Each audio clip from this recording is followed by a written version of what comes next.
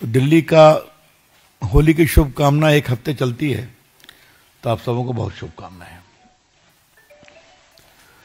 मित्रों, क्षमा चाहते हुए होली के इस माहौल में हमने आपको डिस्टर्ब किया है, क्योंकि विषय ही ऐसा है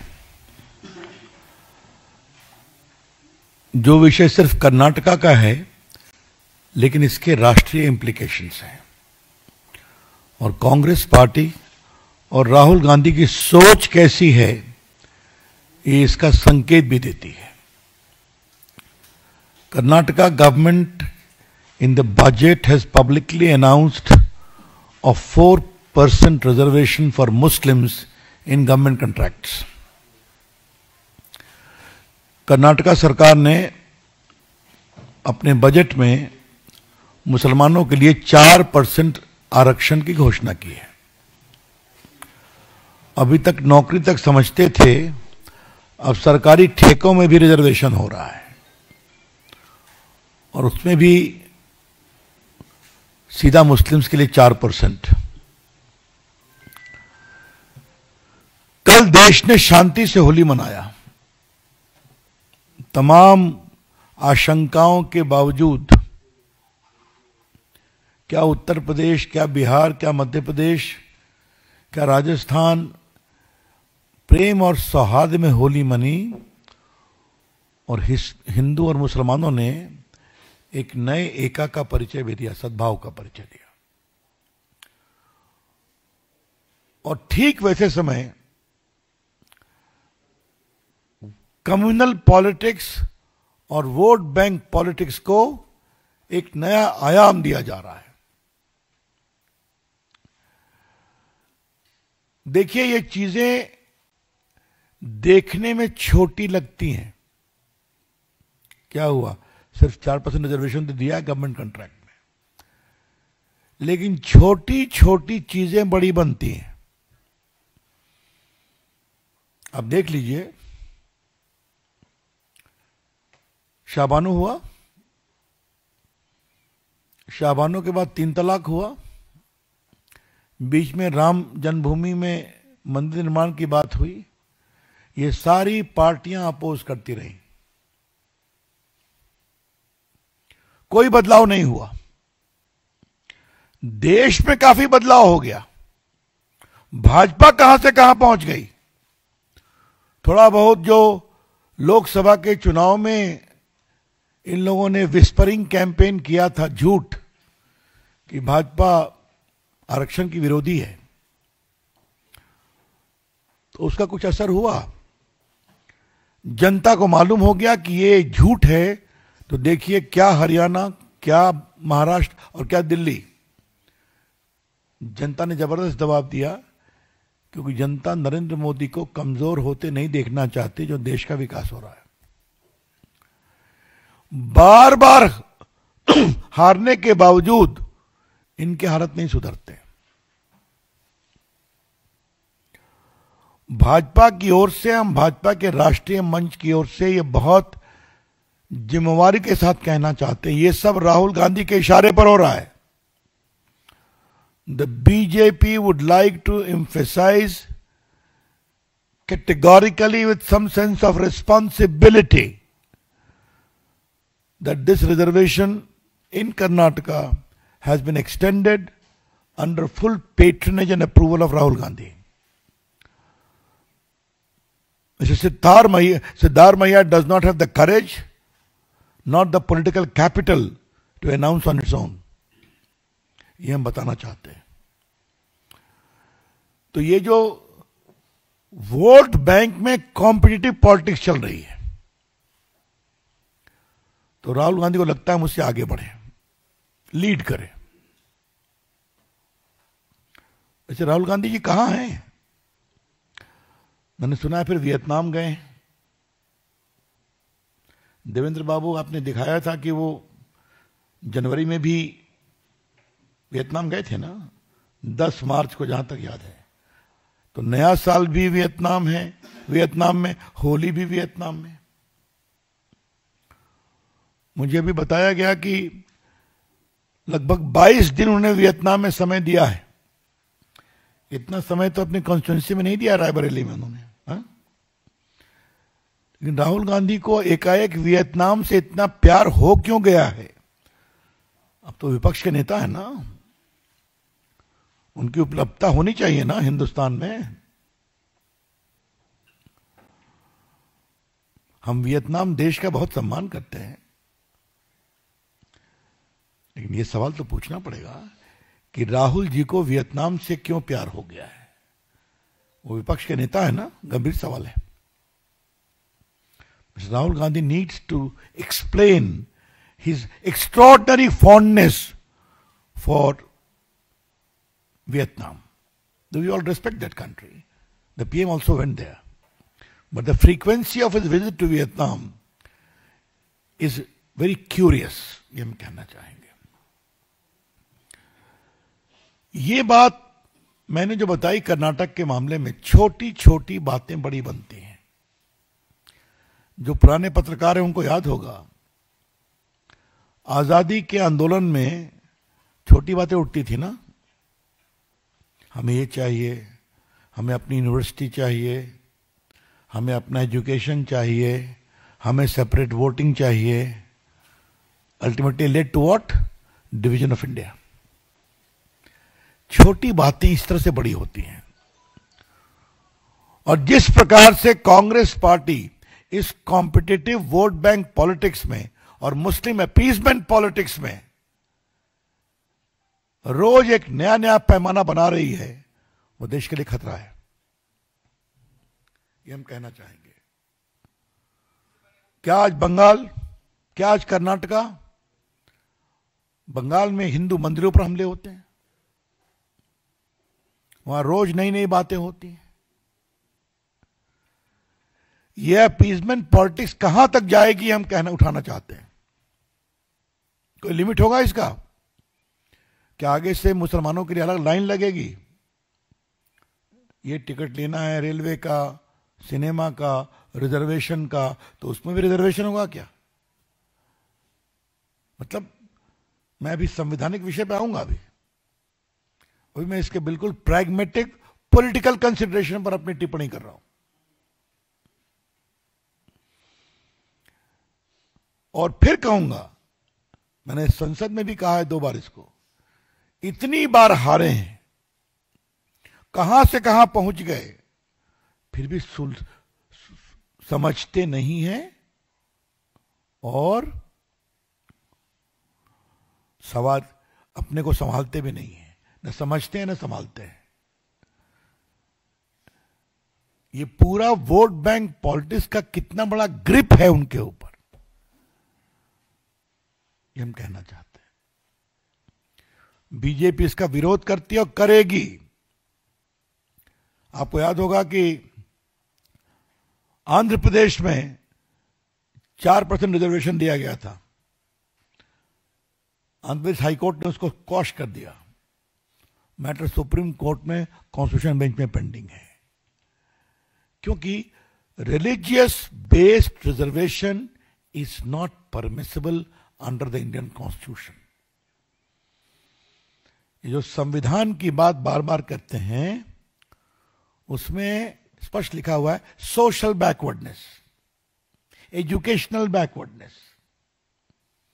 उसमें तो हर जात के लोगों को देते हैं, अच्छी बात है, ओबीसी को भी देते हैं, मुस्लिम समाज के भी ओबीसी को आप दे सकते हैं, लेकिन सीधा गवर्नमेंट कॉन्ट्रैक्ट में हम देंगे 4% रिजर्वेशन, ये टोटली अनकॉन्स्टिट्यूशनल है।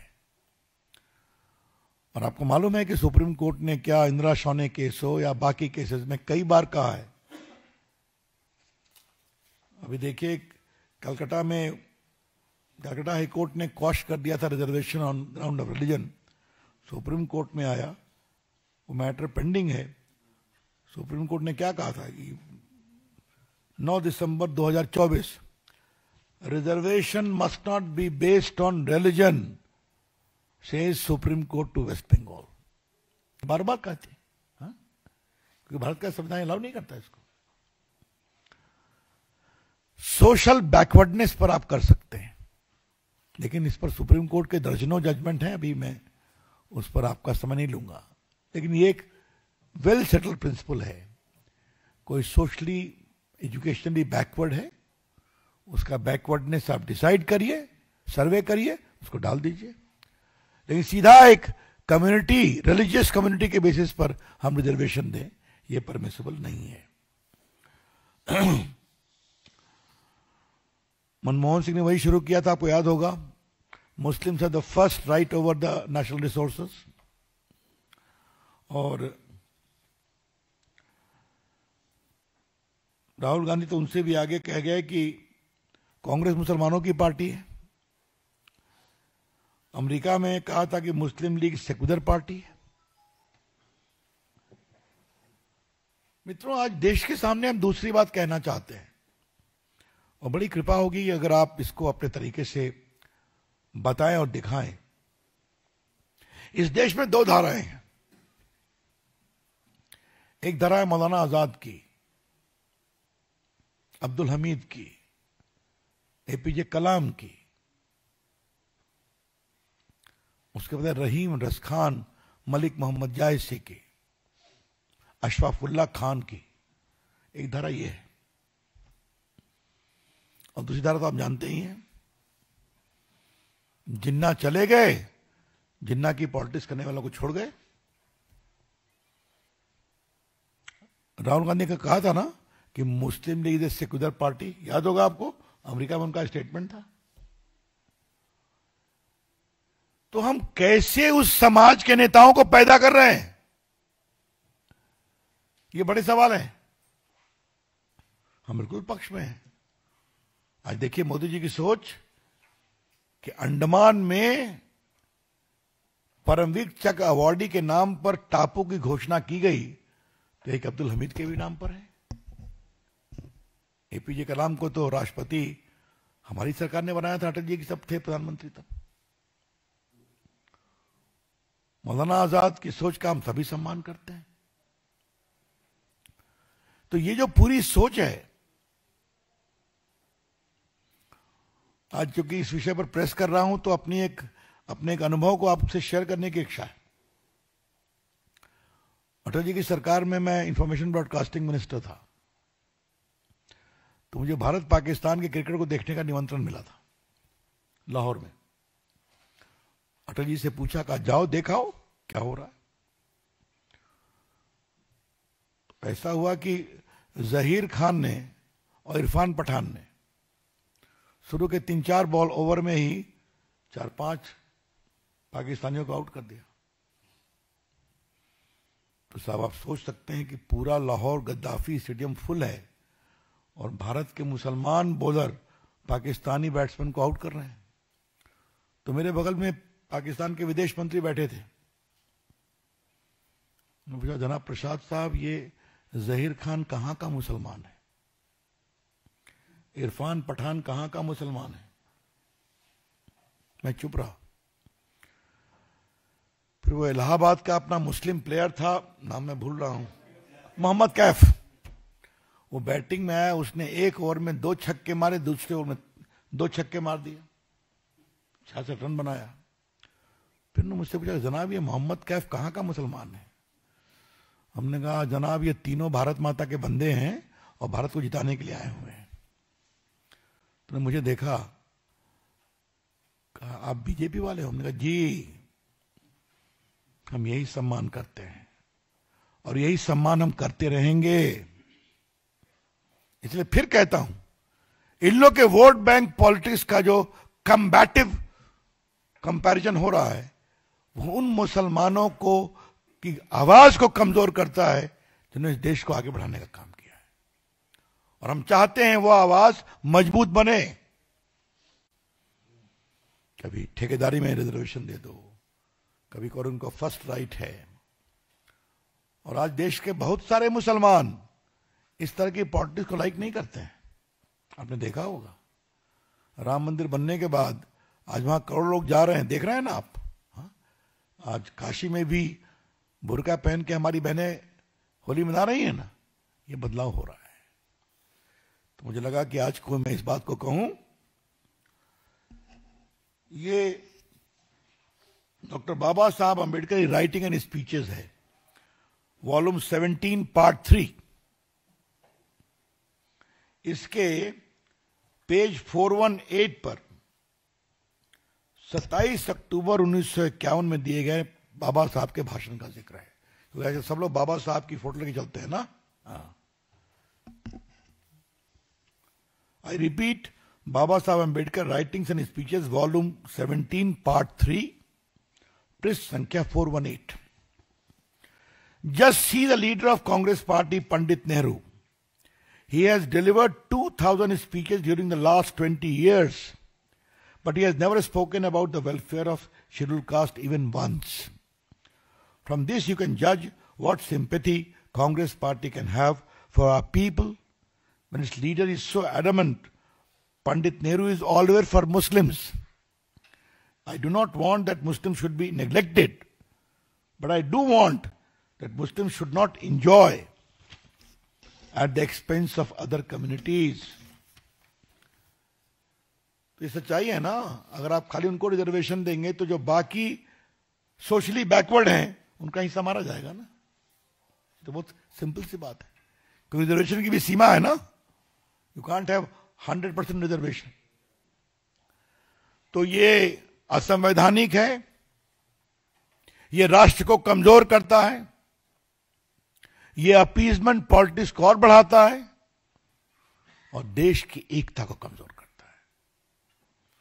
इसीलिए ये जो कर्नाटका का निर्णय था इसको रखना जरूरी था राष्ट्रीय परिप्रेक्ष्य में।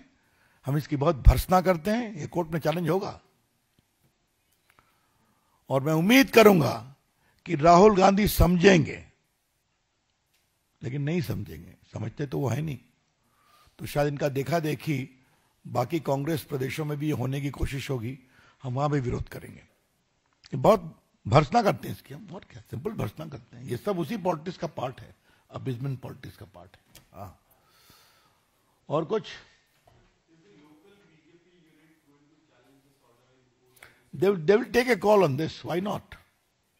Prima facie it is vulnerable, constitutionally impermissible. Subject to legal advice, action will be taken and should be taken. Rahul Gandhi संविधान समझते हैं, रविंदर बाबू संविधान समझते हैं? ये बड़ा सवाल है। अगर संविधान समझते होते तो ये सब नहीं होता। संविधान लेके चलते जरूर हैं। मैंने सदन में कई बार उनको ओरिजिनल संविधान भी दिखाया है, वो क्या बोलते हैं, तो छोड़ दीजिए।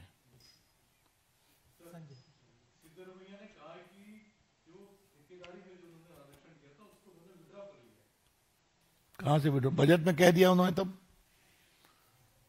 आप देखिए ना, Karnataka cabinet approves 4% Kota for Muslim contractors under KTPP act. तो ये तो बिल्कुल 15 मार्च 2025 का मैं लेकर के आया हूं ना। That's all. Thank you.